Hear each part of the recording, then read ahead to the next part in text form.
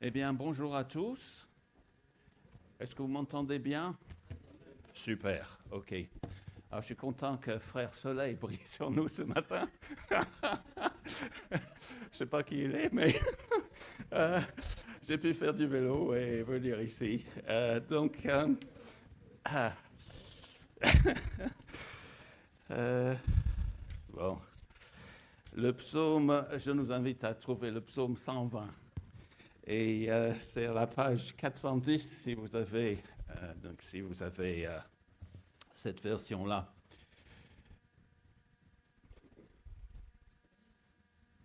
Le psaume 120.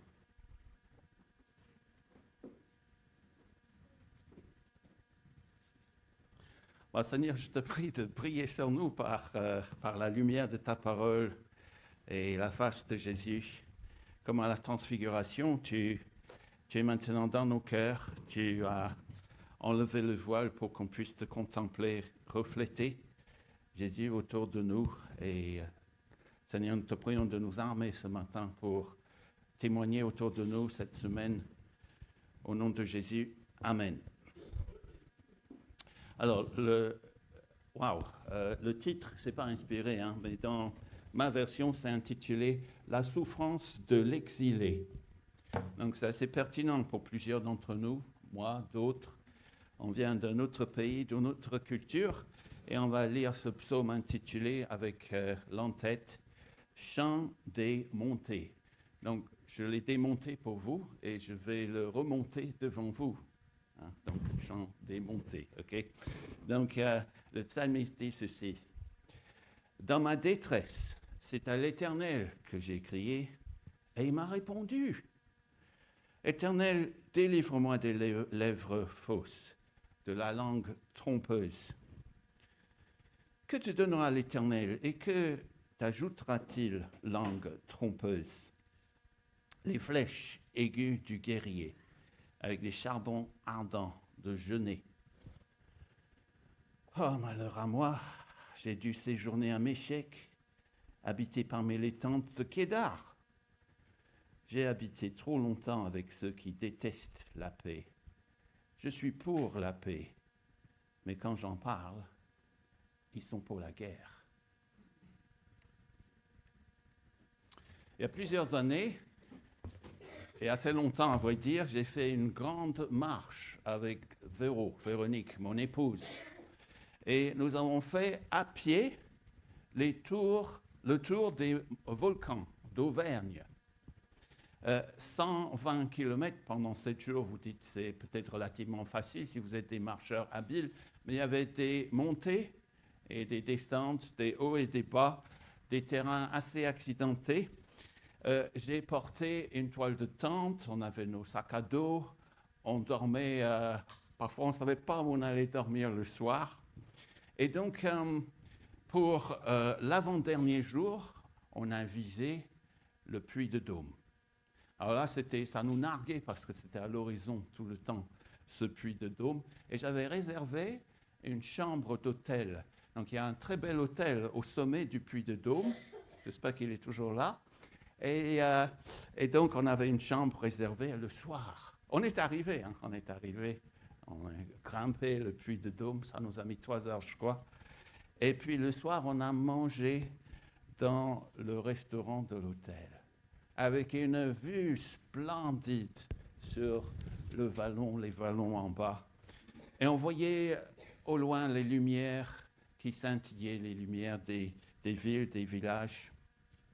Et ce psaume, l'intitulé de ce psaume, ça fait partie d'un recueil qui s'appelle « Les cantiques ou les chants des montées ».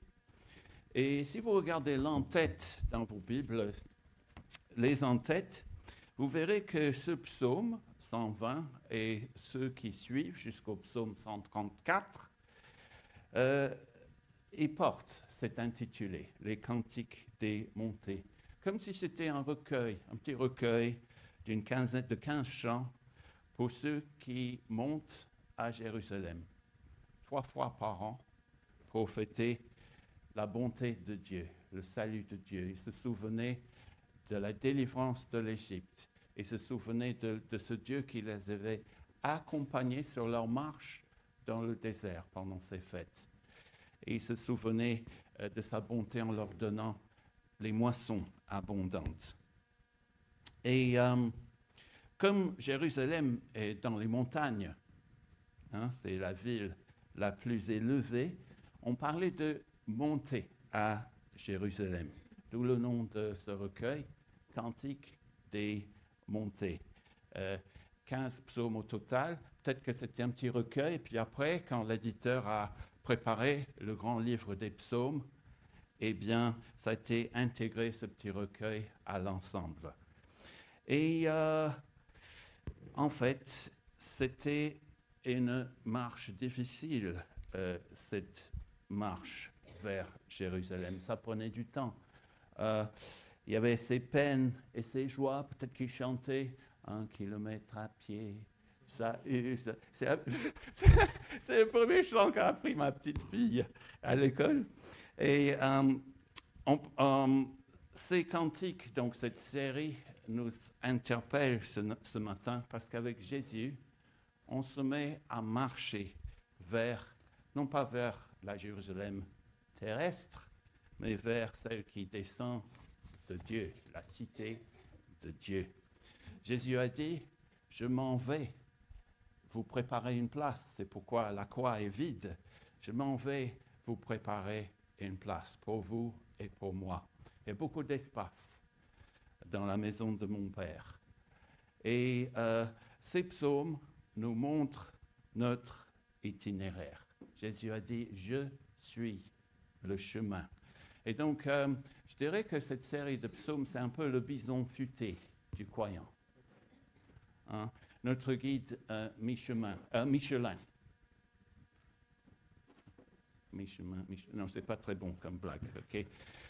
Ce psaume, parfois je sors des blagues comme ça au travail, me regarde, deux ou trois commencent à rire. Et, ce psaume, c'est le départ. Et ce matin, nous allons voir l'inconfort de cet auteur qui subit à longueur de journée des incivilités, de l'hostilité, une absence de dialogue. Et quand même, il progresse, il fait des pas en avant.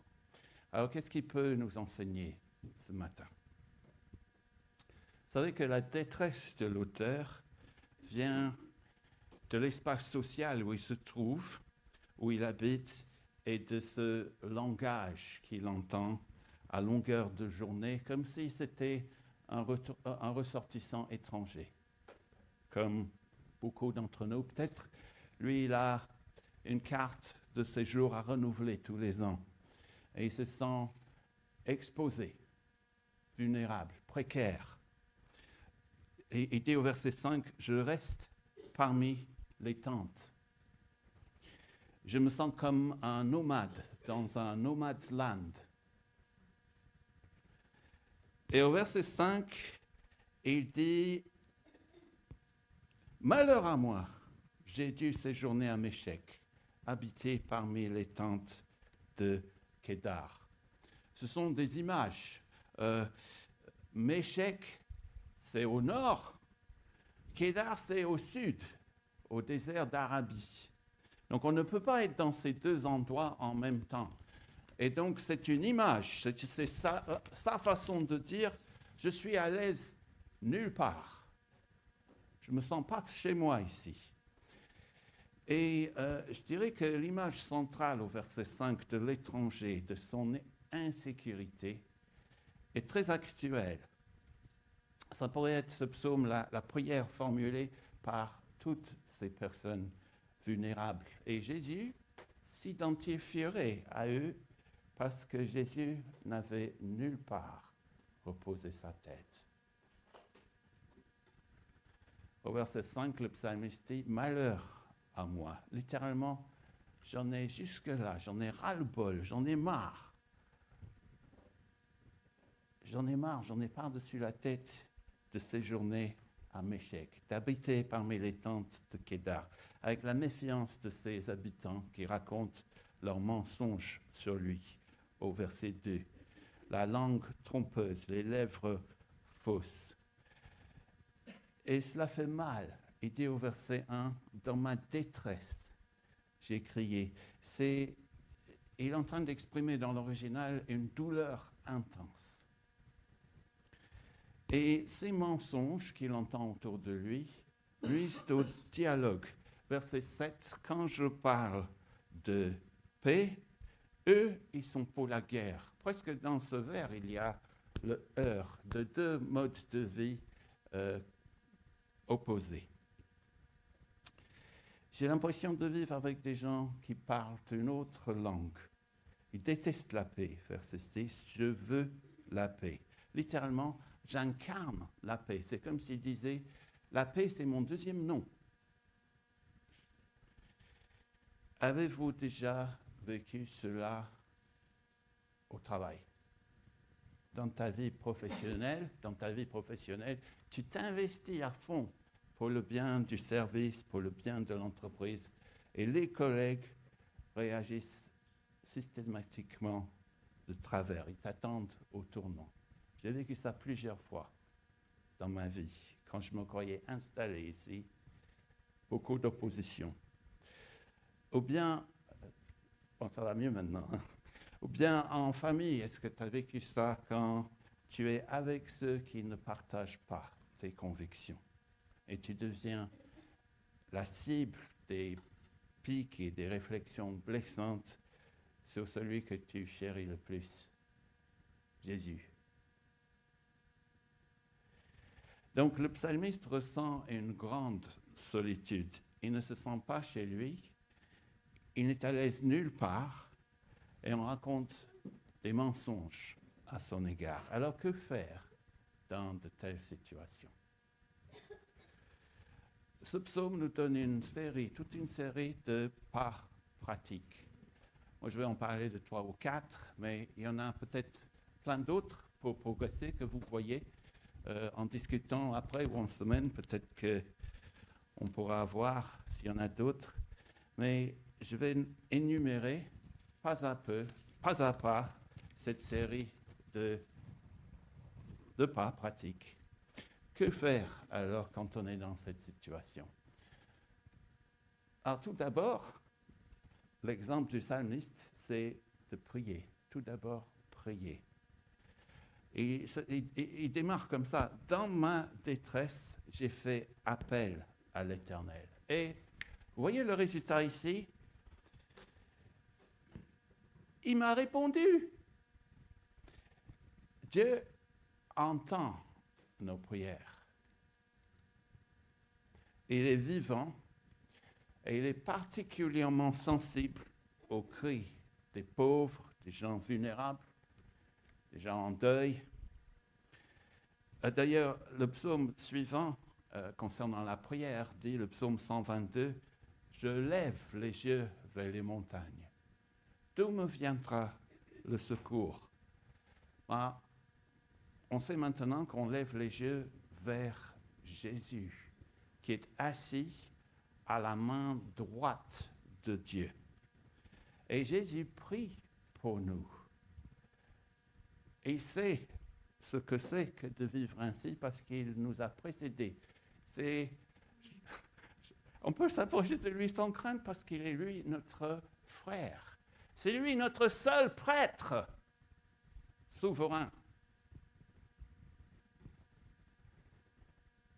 Et il sait donc ce que c'est que de vivre ainsi, comme le psalmiste qui dit « Je n'ai pas ma place ici ».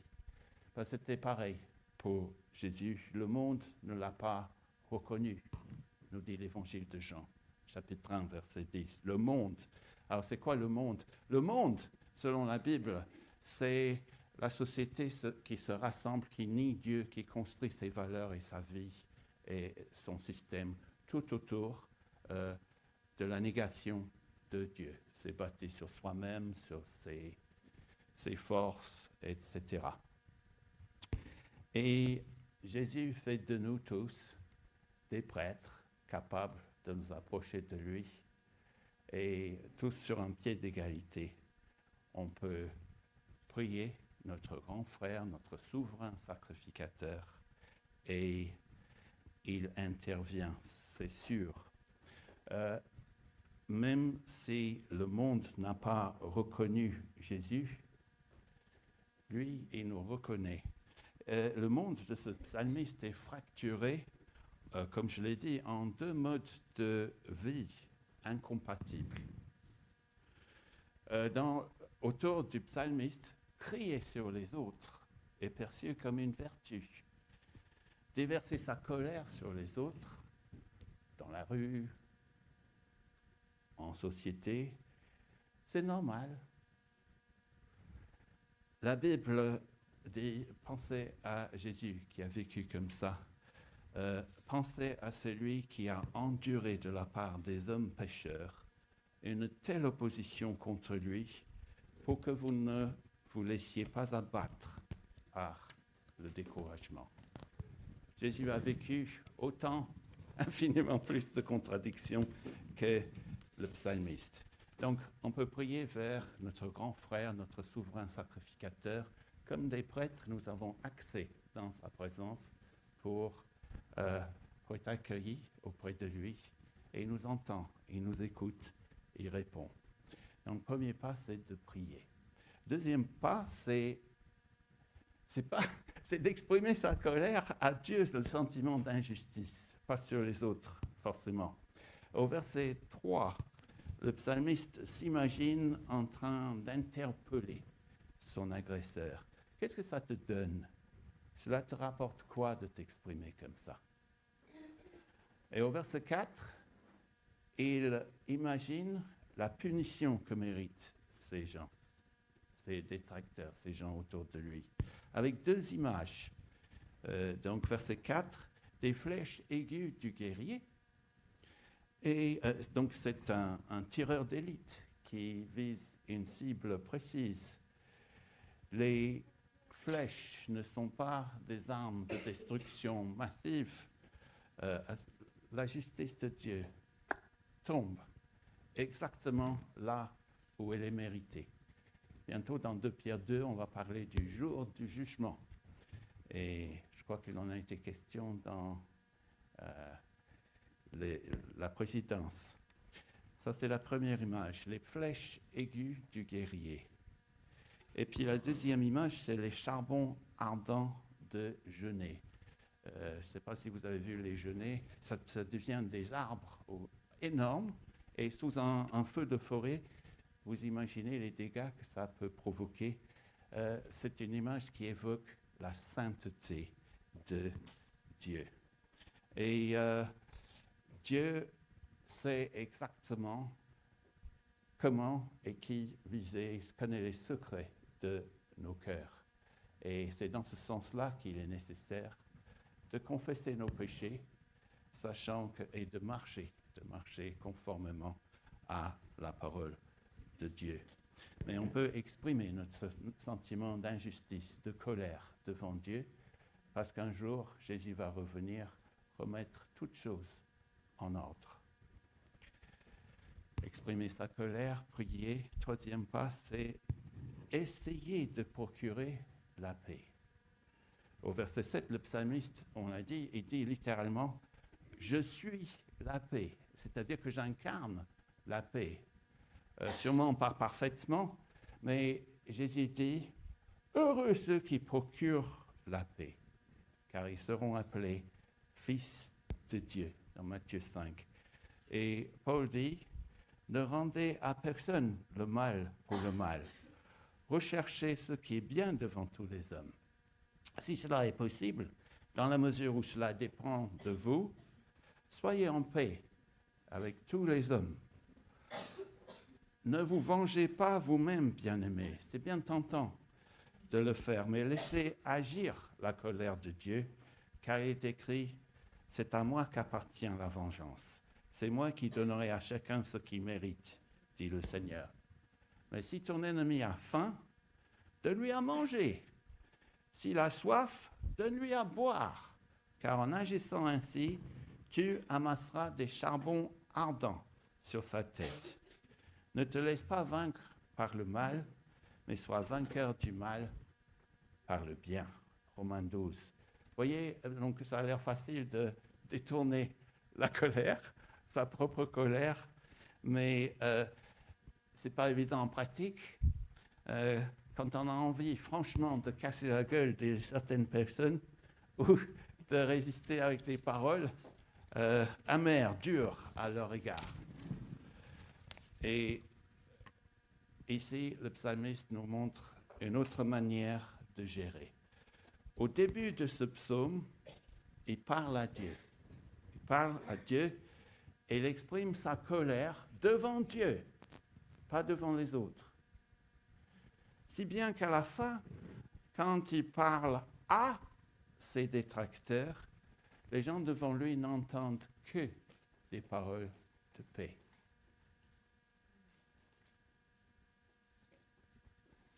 La langue peut faire bien du mal dans une petite communauté, comme dans le campement ici, si le psalmiste est vraiment là. Mais aujourd'hui, ce petit réseau social est devenu mondial. Il y a Facebook, X, parfois j'ai envie de porter plainte contre X, LinkedIn, non pas LinkedIn, c'est pas mal LinkedIn, mais on surveille et on peut commenter les moins faits et gestes des uns et des autres. Hier, j'ai vu quelqu'un à la télé, donc j'ai tapé son nom pour voir qui c'était. On peut tout savoir. Hein. J'ai été ému de... nous, vous savez, quand on tape comme ça, il est facile de taper quelques paroles assassines après un article, après quelqu'un qui s'est exprimé sur les réseaux. Très facile de taper des paroles qui tuent. Et j'étais ému de voir récemment le combat d'une maman dont la fille s'est suicidée à cause du harcèlement en ligne et au collège. Ce psaume nous met en garde contre les dangers de la langue. Au verset 2, « Éternel, délivre-moi des lèvres fausses, de la langue trompeuse. » Selon l'apôtre Jacques, nous l'avons lu récemment dans nos groupes de maison, la langue, c'est un petit organe, mais elle se vante de grandes choses. Ne suffit-il pas d'un petit feu pour incendier et une vaste forêt? La langue est aussi un feu. C'est tout un monde de mal. Elle est là parmi les autres organes de notre corps et contamine notre être entier. Allumée au feu de l'enfer, elle enflamme toute notre existence. Et conscient de ça, pendant un culte au temple, le prophète Ésaïe s'écrie « Malheur à moi, je suis perdu, j'ai les lèvres impures, et j'habite au milieu d'un peuple aux lèvres impures. Et voici que de mes yeux, j'ai vu le roi, le Seigneur des armées célestes. » Ésaïe 6, verset 5. Je demande pardon au Seigneur. J'ai demandé pardon plusieurs fois au culte ce matin. Quand on voit qui est Dieu et qui je suis. Je ne veux pas parler de vous, je parle de moi. Jésus dit, au jour du jugement, les hommes rendront compte de toute parole sans fondement qu'ils auront prononcée. En effet, c'est en fonction de tes propres paroles que tu seras déclaré juste ou que tu seras condamné. Jacques dit encore, ça c'était dans Matthieu 12, Jacques dit encore, celui qui ne commet jamais de faute dans ses paroles est un homme ou une femme parvenue à l'état d'adulte, capable de maîtriser aussi son corps tout entier. Quand on lit ce psaume, c'est tout petit, mais c'est assez vaste, parce qu'on a l'impression qu'à la fin, le psalmiste n'a pas progressé au-delà de son point de départ. Et il dit au début, j'ai prié, l'Éternel m'a délivré. Il cite sa prière dans les versets 1 à 2. Et puis à la fin, Malgré sa délivrance, il dit malheur à moi, je suis toujours là, toujours dans cet endroit. Et j'en ai marre, j'en ai ras-le-bol. Tous ces gens avec leurs incivilités, leur hostilité. Je suis pour la paix, mais quand j'en parle, ils sont pour la guerre. Et parfois, on a l'impression que l'épreuve est longue, que Dieu ne répond pas à nos prières. Mais si, on n'a pas l'impression qu'il répond, mais la route et le chemin sont longs, parfois. Parfois, il faut voyager jusqu'au bout de la nuit. Je ne sais pas si vous avez lu Céline, mais c'est un long voyage pour sortir. Mais on sera délivré. Le psalmiste pourrait être en train de dire, en fait, sans avoir voyagé dans ces endroits comme Kédar et Méchec, il est peut-être chez lui, dans son pays. Et de manière poétique, il est peut-être en train de dire, ça me fait mal, l'état de mon pays. Vraiment mal. Parce que quand j'habite ici, sous l'alliance de Dieu, ça aurait dû être la fraternité, l'unité, chacun en train d'aimer son prochain, de faire du bien, de dire du bien de son prochain. Là où je suis, en Israël quelque part.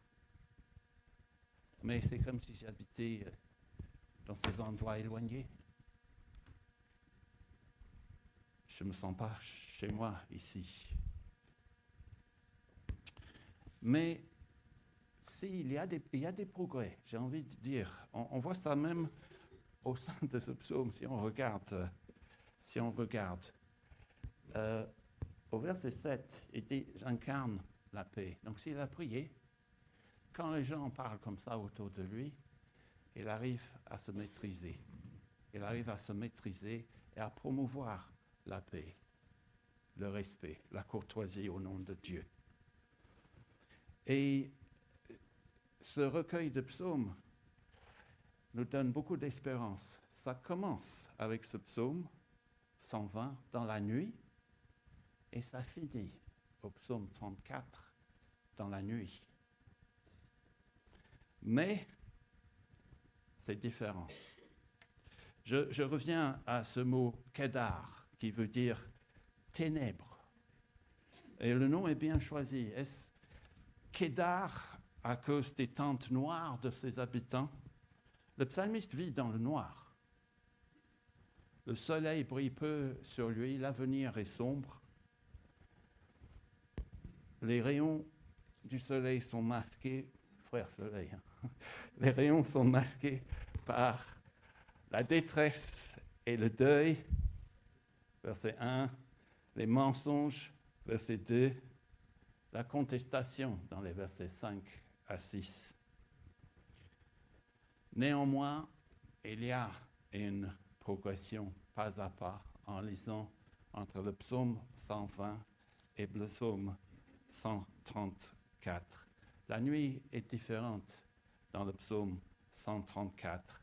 Au fur et à mesure que l'on progresse dans cette marche, pas à pas, dans la vallée de l'ombre de la mort, Jésus nous conduit depuis un environnement tendu, depuis des colères, les fractures de société, vers, psaume 134, ceux qui passent leur nuit dans la louange, dans la maison de Dieu, dans la présence de Dieu. Psaume 134, chant des montées, c'est le dernier. Oh, bénissez l'Éternel, vous tous, serviteurs de l'Éternel, qui vous tenez dans la maison de l'Éternel pendant les nuits. Levez vos mains vers le sanctuaire et bénissez l'Éternel. Que l'Éternel te bénisse, vous bénisse de Sion, lui qui a fait le ciel et la terre. Ça commence dans la nuit terrible du psalmiste, qui ne se sent pas bien chez lui, et puis il va au culte tout au long des fêtes religieuses, il est dans la fraternité.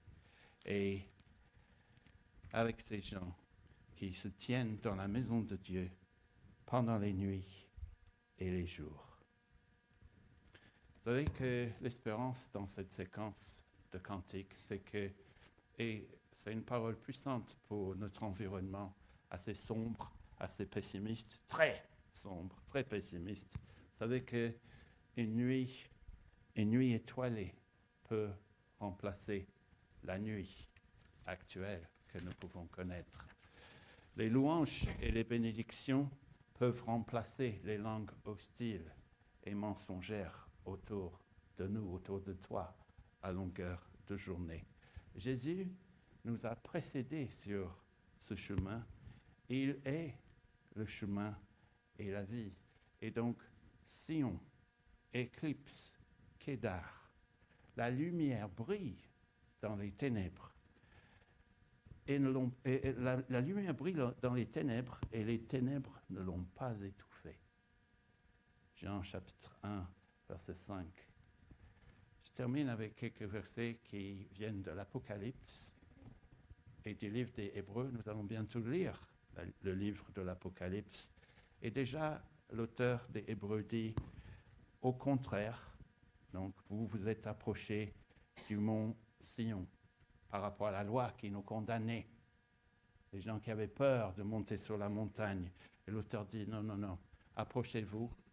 Vous êtes déjà là. Si vous avez cru en Jésus comme sauveur, au contraire, vous vous êtes approchés du mont Sion, de la cité du Dieu vivant, la Jérusalem céleste et ses milliers d'anges. Et puis dans l'Apocalypse, je crois que c'est Apocalypse 14, puis un des 7 anges qui tenait les 7 coupes, rempli des 7 derniers fléaux, vint m'adresser la parole et dit, viens, viens, viens, viens.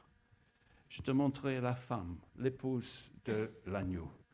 Il me transporta en esprit sur une grande et haute montagne et me montra la ville sainte, Jérusalem, qui descendait du ciel, d'auprès de Dieu. Et puis ailleurs dans l'Apocalypse, il n'entrera chez elle, dans cette ville, rien de souillé, ni personne qui se livre à des pratiques abominables et aux mensonges. Il n'entrera que ceux qui sont inscrits dans le livre de vie de l'agneau. Juste une dernière phrase ou deux à nous donner. Jésus a pris la ferme décision de monter vers Jérusalem, sachant tout ce qu'il allait subir là-bas pour nous. Il a pris la ferme décision. Et la nuit est tombée au moment où l'agneau de substitution a été sacrifié et Jésus a poussé son dernier souffle et il l'a fait pour nous. Il l'a fait pour nous et nous pouvons le suivre parce qu'il s'en est sorti et il est ressuscité, rempli de gloire. Sa gloire brille sur tous ceux qui croient en lui, qui marchent selon sa parole. Et Jésus nous invite à prendre notre croix, à porter notre croix, notre lot de souffrance, parce qu'il est toujours avec nous. Et on va y arriver grâce à lui. On va s'en sortir. Et le dernier psaume parle du bonheur d'être ensemble, réunis. C'est comme l'huile qui descend à travers les robes, les vêtements du souverain prêtre et qui coule sur nous. Donc peut-être que à partir de notre sortie du culte et pendant notre repas fraternel, on pourra exprimer la fraternité dont notre société a tant besoin et l'espérance qu'elle pourrait voir à travers nous. Amen. Merci Seigneur. Merci tellement pour ton sacrifice. Merci parce que tu as pris ton dernier repas avec les disciples et tu leur as dit, je suis le chemin, la vérité, la vie. Tu es la lumière du monde.